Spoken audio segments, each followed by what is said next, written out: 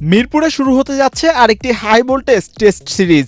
মিরপুরে ইতিমধ্যে একদিনের প্র্যাকটিস শেষও করে ফেলেছে টিম পাকিস্তান। দুদিন আগে পাকিস্তান সুপার লিগের অধিনায়ক হিসেবে প্রথম শিরোপা জিতেই বাংলাদেশে এসেছেন বাবর আজম। মঙ্গলবার সারাটা দিন বুঝতে চেষ্টা করেছেন মিরপুরের পিচের ধরন এবং নেটে চলেছে তার কঠোর অনুশীলন। আর সেখানে দেখা গিয়েছে বাবর রেজওয়ানদের ভিন্নধর্মীর প্রস্তুতি নিতেও। Gold's Gym across 30 plus countries with over 700 plus locations worldwide. Train anywhere, belong everywhere.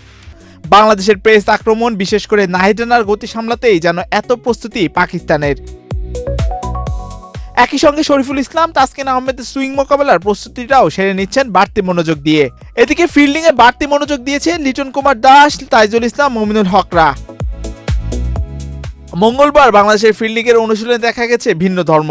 Fielding এর অনুশীলনটা করা হয়েছে তিনজনের গ্রুপে। এই যেমন লিটন কুমার দাস, তাসকিন আহমেদ আর তাইজুল ইসলামরা ভাগে ভাগে প্র্যাকটিস করেছেন। পিএসএল থেকে ফিরে বাড়তি নজর কাড়া নাহিদ রানা মনোযোগ দিয়েছেন বোলিং এ। শুধু বোলিং নয়, ফিল্ডিং এও বাড়তি গুরুত্ব দিচ্ছে বাংলাদেশ টিম।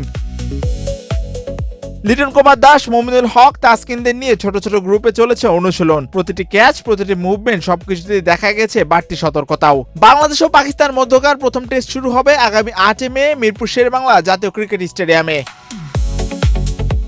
সিরিজের দ্বিতীয় টেস্ট ম্যাচ গড়াবে 16 তারিখ।